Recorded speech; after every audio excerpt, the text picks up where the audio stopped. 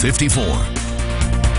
Good morning and welcome to the only local newscast on right now in the Arklatex. It's 7:32. I'm Jeanne Francine here in the Weather Center with meteorologist Jesse Kelly. Jesse, a chilly start to the morning. That's right. Looking at overcast skies throughout the region, temperatures into the 40s, also into the 50s. We're also beginning to see some rain showers here. They'll show you that in just a second.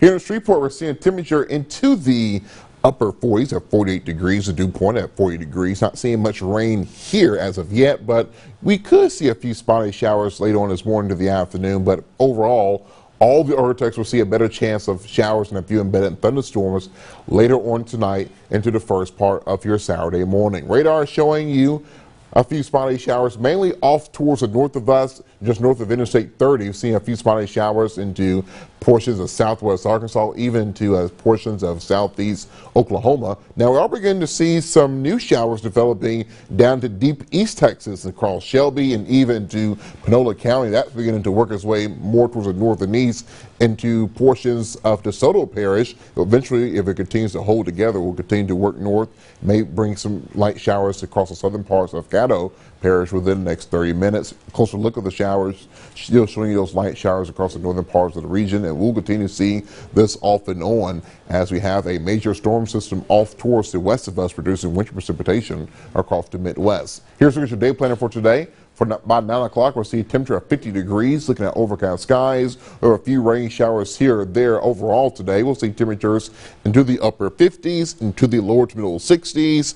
Then we'll see a good chance of thunderstorms later on tonight to the first part of Saturday, which we'll talk about more in just a little bit. Janae? All right, Jesse, thank you. We have breaking news into the newsroom this morning. A woman is found dead in a possible drive-by shooting. We're told around 4 this morning, Bossier City Police and fire departments responded to a vehicle crash at I-220 eastbound, just west of the Airline Drive exit. There they found an unresponsive woman inside a vehicle with gunshots. Unfortunately, she was pronounced dead at the scene. Detectives are investigating this as a homicide at this time. Now, as you head out the door this morning, I-220 eastbound between Benton Road and Airline Drive is closed. You see it here on your screen with this Waze report here. All of this area in red, I'm going to zoom in right here. All of this area in red is affected. So if you have to head out the door this morning and go in this direction, give yourself plenty of time. Of course, we are working to find out more information in this case. Stay up to date right here and online at arklatexhomepage.com.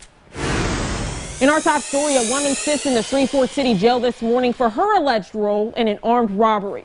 Police arrested 39-year-old Cassandra Taylor yesterday at her home on North Hearn Avenue.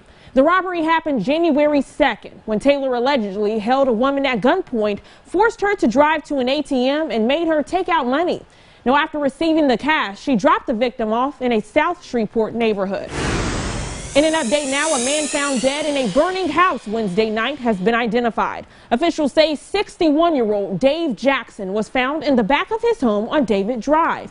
Flames destroyed the home and caused the roof to collapse onto a car. The fire also reached the neighbor's home and burned the siding. You know, just to walk in and see the house next door to you on fire, and it's, you know, that close to you. So they got my sympathy. I'm sorry for them, you know, my little side doesn't even matter. I'm just blessed that I still got a standing house. Fire officials say the house did not have a smoke detector, which can always make a difference in getting out in time. The Shreveport Fire Department will provide and install smoke detectors in your home for free. Heading to Houghton now, where funeral arrangements are made for a man who was fatally injured during severe storms last Friday. 87-year-old Ira Jefferson was a veteran who died after his home suffered massive damage during an EF2 tornado.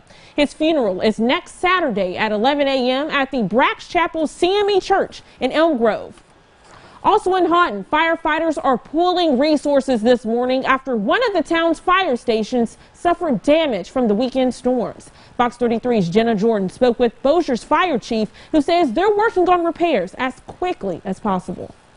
When strong winds toppled trees and tornadoes tore apart buildings last Friday, We came from that direction, and that's where most of your damage is. The trees are down on the houses and power lines. and Bossier Parish Fire District Number 1, Station 6, stood right in that path. It is a different story when you're having to take care of your own house, so to speak. Fire Chief Robert Rowe says no one was there when it hit. All volunteers were out helping their neighbors weather the storm. We're upset about it, but we couldn't stop to focus on this too much because we were still receiving calls for help at that point, with trees down across the houses, people having emergencies. The side of the fire station blown off. The doors of the garage bays. See how they're all kind of caved in on top of the trucks. The truck's now out of service until safety concerns like a broken windshield are repaired. We're very, very blessed that this is all it did. The building's still there, it can be repaired.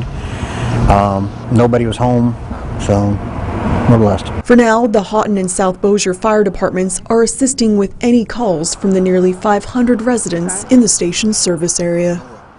That was Jenna Jordan reporting. The fire chief says insurance adjusters are expected to assess the damage today. He hopes to have the station back in operation in a couple of weeks. In Fox Money Now, new job opportunities are coming to Shreveport Regional Airport. Fox 33's Zyneria Bird shares what this could mean for Shreveport's economy.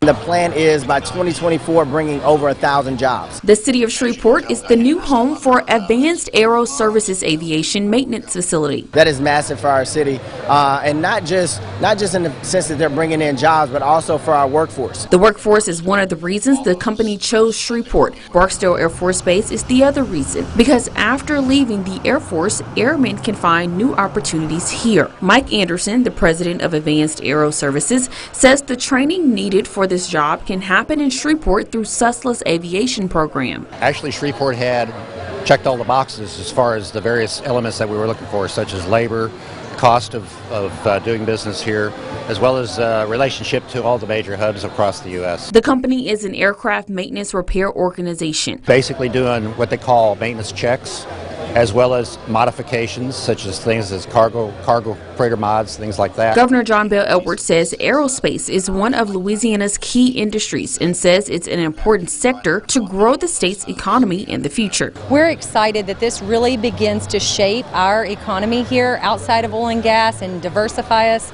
into an aviation maintenance hub. Zyneria Bird reporting there. Advanced Aero Services will hold a career fair in February. In Fox Health Now, an East Texas school district is taking a sick day today. All Elysian Fields ISD campuses are closed due to widespread illness. The maintenance department will use today to sanitize classrooms and buses. School is scheduled to resume as normal on Tuesday, since Monday is Martin Luther King Jr. Day. Well, coming up, meteorologist Jesse Kelly has a full check of your forecast.